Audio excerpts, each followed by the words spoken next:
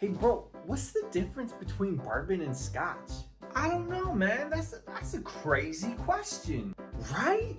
We should go on Let's Get Boozy and figure out if he knows the answer. You're right. Let's do it. He's a badass, and everyone should probably subscribe to his channel. Yeah, for real.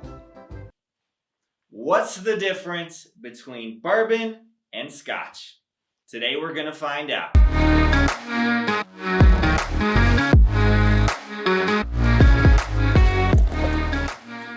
So to answer the question, let's start with whiskey itself.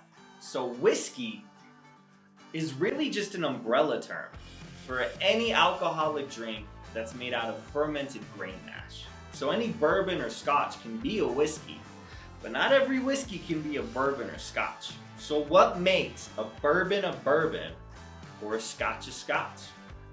Let's find out.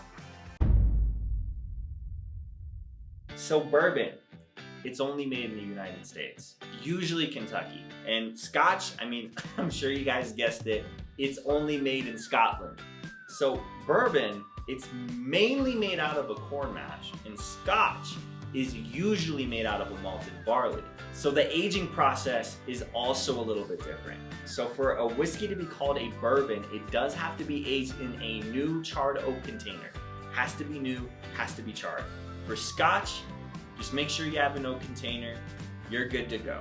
So the aging time is also a little bit different. So with bourbon, there's no aging requirements. It does have to be at least 4 years old, or they're gonna stick it on the label, but either way, it's gonna be called a bourbon. For scotch, it does have to be aged for at least 3 years to be able to be called a scotch. So what's the conclusion?